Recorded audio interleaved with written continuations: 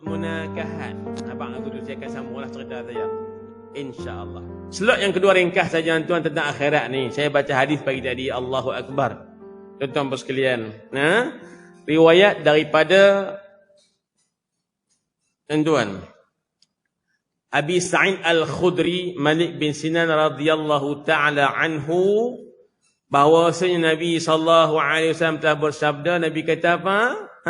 Yadkhulu atau yakhruju minan nari man kana fi qalbihi mithqalu dzarratin minal iman. Ini berita gembira untuk semua kita. Semua kita yang mana? Yang beriman dengan Allah Subhanahu wa taala.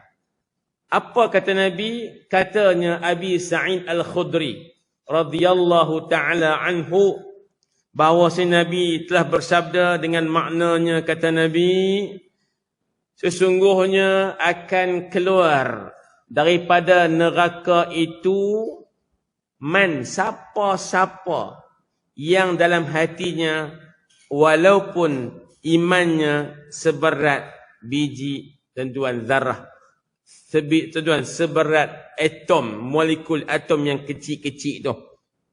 Zarah tu tuan-tuan, molekul atom yang halus. Tuan-tuan tengok sebiji dia tu kena pakai mikroskop. Tuan-tuan tak akan nampak dengan kuman dia kecil lagi. Nabi kata, siapa-siapa yang mati dalam keadaan dia beriman dengan Allah, walaupun iman di hatinya sebesar tuan-tuan zarah sahaja, pasti dia akan keluar neraka. Maknanya apa? Orang ni orang beriman.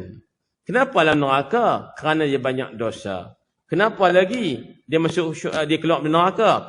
Kerana iman yang ada dalam diri dia. Tuan-tuan sekalian, kita nak cerita benda ni tuan, sebagai satu kekuatan kita lah. Kita meyakini iman kita kepada Allah Ta'ala. Tuan-tuan, sebab iman ini adalah penyelamat. Sekurang-kurangnya menyelamatkan kita daripada kekal dalam neraka. Tuan-tuan sekalian, pintu ni tutup buka dah 3 kali dah noh. Nak suruh keluarkan, nak suruh balik kot noh. Kalau pergi rumah orang dia buka pintu tu, kalau duduk luar suruh masuk. Kalau duduk dalam dah buka pintu dia suruh keluar lah. Tapi kalau duduk dalam dah tutup pintu macam tak pergi balik lah kot noh. Tapi belah ni buka pintu, macam suruh balik. Tak apa, saya perhabis sikit. Kenapa boleh nak? Baik. Tuan-tuan, hadis itu nak cerita tentang orang yang paling akhir masuk syurga. Siapa? Orang yang paling akhir keluar neraka. Tentu orang beriman ni, kalau tanya siapakah yang paling akhir masuk syurga? Jawapannya, siapa yang paling akhir keluar neraka. Kenapa masuk neraka orang beriman? Kerana dosa yang tak diampunkan Allah Ta'ala. Kenapa dia masuk syurga pula? Kerana iman dalam dadanya, walaupun tuan-tuan sebesar sawi, sebesar butiran jagung, ataupun sebesar gandum, atau sebesar padi. Dalam hadis yang Nabi sebut demikian. Nah, walaupun iman sebesar biji gandum, besar biji tuan-tuan oat, atau sebesar biji jagung yang kering, atau sebesar atom, zarah, molekul yang kecil itu, maka dia pasti akhirnya masuk syurga. Muslimin yang dirahmati Allah sekalian, saya nak cerita yang akhir hadis yang kedua lah, last pagi ni. Riwayat daripada tuan Abi Hurairah radhiyallahu ta'ala anhu, an Abi Hurairah Abdurrahman bin Sakhrin, daripada Nabi sallallahu alaihi wasallam, qala, kata Nabi, inna rajulaini, sesungguhnya ada 2 orang lelaki. 2 orang lelaki. Mereka ni tuan, 2 orang lelaki ini diseksa dalam neraka. Baik, wasiyahuhuma washtadda siyahuhuma, kata Nabi, 2 orang lelaki ini orang beriman diseksa dalam neraka kerana dosa mereka, dan semasa diseksa neraka tuan, ishtadda siyahuhuma, dia menjerit meraung dengan cukup kuat. Wah tuan, aduh, sakit, macam-macam lah. Ini tabi'i manusia nak, bukan hanya dunia, dalam neraka pun demikian. Dia akan meraung, dia akan menjerit kesakitan. Kenapa? Seksa neraka. Perangai itu perangai dunia lagi tu. Perangai apa Ustaz? Perangai kena apa sikit, meraung. Itu perangai dunia lagi. Kena pisah pelik, aduh, biasa ya.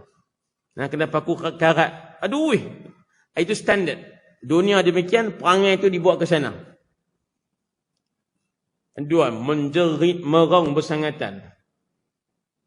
Akhirnya, tuan-tuan sekalian, apa yang berlaku ialah dialog antara Allah Ta'ala dengan mereka. Bila tuan-tuan meraung ini bersangatan, kata Allah Ta'ala kepada para malaikat ketika itu, akhrijuhuma minan nar. Malaikat, keluarkan daripada orang tu daripada neraka. Fa ukhrija, kemudian dikeluarkan kedua daripada neraka. Lalu Allah tanya daripada orang ni. Ni nak tanya, limadha li ayyi syai'in fa'altukuma zalik. Ni nak tanya hampa dua, yang hampa duk meraung sangat tu betul apa? Yang dalam neraka meraungkan hampa seorang, orang lain meraung juga. Tapi hampa yang nampak raung sungguh ni sebab apa? Jawapan dia, dengar nah. Jawapan dia, dua orang kata apa? Fa'alna dhalika litarhamana. Ya Allah, kami ni pulun meraung, menjerit, kena siksa neraka itu untuk tujuan kamu sayang, kesian belah kat kami. Litarhamana, supaya kamu merahmati kami. Punca meraung itulah doa Allah suruh dia keluar dari neraka. Saya pesan kat kawan kita lah ni, kalau kita ni amal tak banyak, pahala tak banyak, dosa banyak, esok masuk neraka raung kuat-kuat sikit. Memang pun sakit satu bab lah. Tapi bila hadis ini cerita, kerana raungan cerita yang kuat itu, Allah suruh malaikat keluarkan daripada neraka. Lepas tu Allah tanya mereka, hampa meraung ni pasal apa? Mereka jawab, fa'alna dhalika litarhamana. Kami meraung ni supaya engkau kesian kat kami. Tuan. Lalu bila mereka kata lagu tu, Allah Ta'ala kata, sesungguhnya rahmat aku itu melebihi murka aku. Ini benar yang pasti. Rahmat Allah mengatasi murka Allah. Tuan, saya nak beritahu, rahmat Allah ni kalau nak letak jumlah 100. 1/100 itu Allah letak rahmatnya di dunia ni. 99% lagi tuan Allah simpan untuk di akhirat. Tuan bayangkan yang tuan duduk hari ni dengan rasa seronok, bahagia, ada sihat, tuan boleh berjalan pimai apa semua, boleh mengaji, duduk sela, duduk cetok, tuan duduk tipuh macam-macam lah. Ada duduk panggung, duduk tak kursi apa semualah, tak kisahlah. Lagi boleh balik makan tengah hari pula, boleh tengok tuan keluarga apa semua kan. Sembang jalan sebelah apa semua lebih kurang. Kira seronok lah tu. Cerita seronok. Itu semua rahmat lah tu. Tuan-tuan. Itu esok tuan-tuan orang bagi duit sikit. Orang tuan-tuan anak-anak pun dah tanya, abah ni hujung bulan ni, mak hujung bulan cik buat duit sikit kat mak. Tuan-tuan. Kita seronok lah tuan-tuan. Hak seronok tu, bahagia tu tuan-tuan. Ni'mat tu, itu hanya baru 1 daripada 100 rahmat Allah Ta'ala. Faham lagi tak? Tuan-tuan faham dia pun 1%. Faham saya bang ni? Saya tuan maaf, saya sepatutnya bukan faham. Jelas ataupun tidak? Jelas ataupun tidak? Jelas. Saya baru ni pergi satu bengkel. Seminar tuan. Bengkel lah, bengkel pedagogi dia panggil lah. Cara mengajar apa semua ni. Tapi dia kata satu je yang kita tu silap ni, kita lepas kita mengajar, kita tanya, faham ke tak? Kita jangan tanya faham tak, tanya jelas ataupun tidak. Sebab dia aku tanya faham ke tak? Kan? Seperti mereka tu macam tak faham apa. Tak boleh. Jelas ataupun tidak. Kalau jelas memang faham dah, mungkin kabur sikit-sikit lah. Tapi kalau faham ke tak ni, jawapan tak. Tak macam tak faham pun langsung. Dia kata nanya, mereka duduk sila kat 2 jam. Ikutan jelas atau tidak, dia kata tak. Tak tu faham dah, cuma kurang jelas. Tak apa lagi dia kata. Amus sampai teratur. Dia pasal kita beradab ketika mengajak, takut kecil hati orang mendengar ni. Jelas ke tak? Jelas? Jelas ataupun tidak? Jelas. Tak apa tuan, sambung baik cerita tadi. Tahu dah sambung tang mana? Duk jelas-jelas tak tahu sambung tang mana. Sambung dia ialah tuan-tuan, bila demikian kami ni meraung, menjerit sekuat-kuatnya untuk supaya kamu kesian kat kami ya Allah. Ketika itu qala Rabbu Azza wa Jal, Allah Taala kata kat depa, "Nih, hampa dua orang. Sila campakkan diri hampa dua nah ke bawah. Fatulqi atau fayulqi na kullu minkuma anfusakuma." Hampa kena campak diri hampa, terjun diri hampa. Dua-dua untuk hampa selamat tadi. Tentu orang yang pertama ni tak cakap banyak sebab yang perintah tu Allah Taala. Nampak macam tak logik lah, minta keluar dari neraka tapi suruh terjun. Terjun ni faham kok mana? Kau bertambah teruk ke kok mana? Tentu. Tapi seorang yang pertama ni dia tak cakap banyak. Bila Allah Taala suruh dia pun terjun. Maka dengan terjun dalam api neraka tu bardan wa salama, Allah campakkan kesejukan dan kesejahteraan. Selesai. Orang yang kedua dia tak terjun. Dia tak terjun, dia berdiri je sengak. Dia tak terjun macam kawan tadi. Allah suruh terjun, dia tak terjun. Dia ingkar tak ni? Dia ingkar tak? Dia berdosa tak? Dia lagak perintah tak? Dia ingkar tak? Dia berdosa ke tak?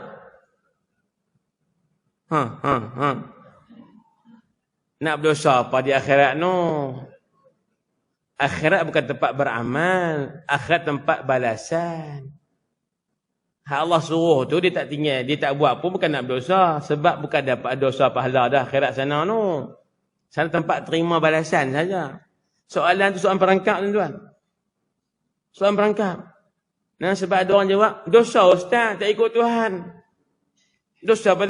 Dah Tuhan suruh dia tak buat. Hei, itu cerita di akhirat. Akhirat ni bukan tempat beramal dah. Akhirat tempat balasan sahaja. Jelas? Faham? Tuan, jadi kawan yang kedua ni berdiri. Dia tak terjun macam kawan tadi. Allah tanya dia, "Hei kamu, kenapa kamu tak terjun macam kawan kamu tadi?" Dengarlah. Dengar. Kawan nombor dua ni. Dia kata, "Ya Rabbi,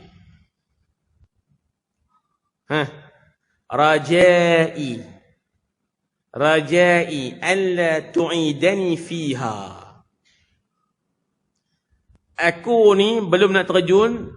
Sebelum aku terjun ikut kawan tadi, aku nak bagi tahu satu benda. Harapan aku ialah janganlah engkau kembalikan kami ke neraka ni. Faham tuan-tuan?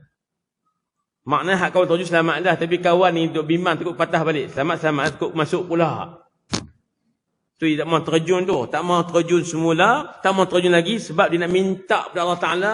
Ya Allah, harapan aku supaya jangan engkau kembalikan aku ke neraka ni. Aku tak mau dah.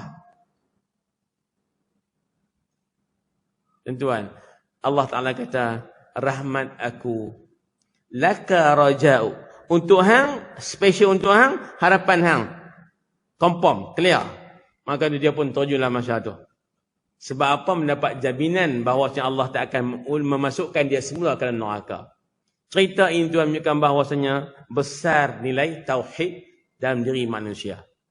Walaupun iman sebesar zarah yang kecil itu, tapi dia menyelamatkan orang dari kekal dalam neraka. Orang beriman semua akan masuk syurga akhirnya.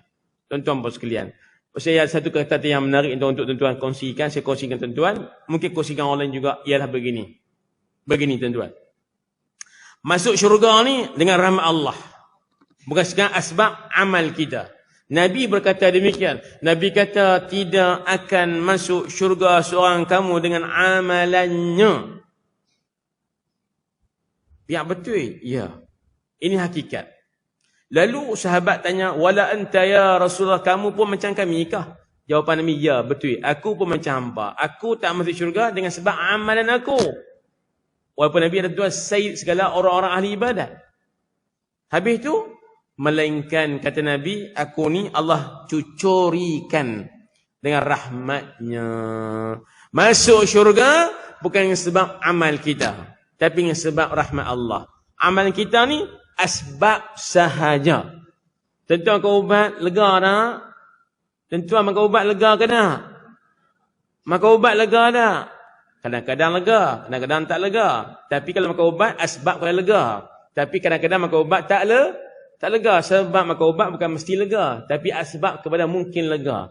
Tuan-tuan, jadi kita beramal ni asbab kepada masuk syurga, tapi bukan mesti masuk syurga. Yang masuk syurga kerana rahmat Allah Azza wa Jalla. Baik, tuan-tuan. Orang yang beriman akan masuk syurga. Tetapi kenapa ada orang beriman masuk neraka? Jawapan saya. Kenapa ada orang beriman masuk neraka? Kenapa ada orang beriman masuk neraka? Jawapannya kerana dosa-dosanya. Dia masuk neraka tu kerana dosanya.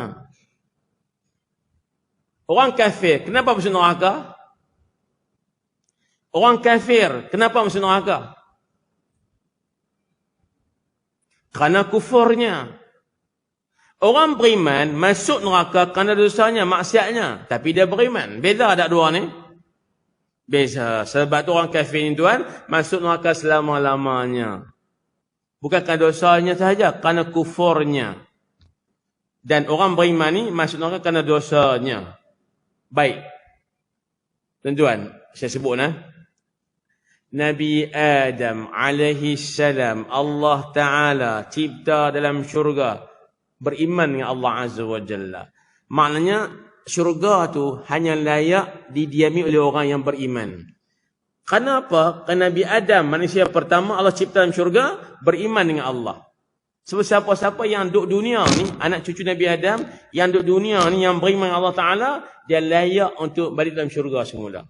Tapi kalau anak cucu Nabi Adam yang duduk dunia tak beriman, kafir, dia tak akan layak kembali ke syurga. Dia akan kekal dalam neraka. Orang beriman memang layak masuk syurga, tapi kerana dosanya, dosa yang tak diampun Allah Ta'ala, dia akan masuk neraka. Tapi bersifat sementara. Dia akan keluar juga ke syurga akhirnya. Ada orang tu sepatutnya masuk neraka sebab dosanya, Allah bagi syafaat, terus masuk syurga. Ada orang sepatutnya lama dalam neraka ni, tapi dapat syafaat di keluar neraka, tuan-tuan. Sekejap dalam neraka walaupun sepatutnya lama. Kenapa? Rahmat Allah Azza wa Jalla. Tuan-tuan, jadi kita mendoakan supaya kita semua pada hari ini, tuan-tuan, diberikan kerahmatan, keberkatan yang berpanjangan oleh Allah Subhanahu wa Ta'ala. Semua kita semua, tuan-tuan, dimasukkan syurga tanpa menjakkan ke neraka walaupun sesaat. Amin. Ya Rabbal Alamin. Alhamdulillah. Wassalatu wassalamu ala Rasulillah wa ala alihi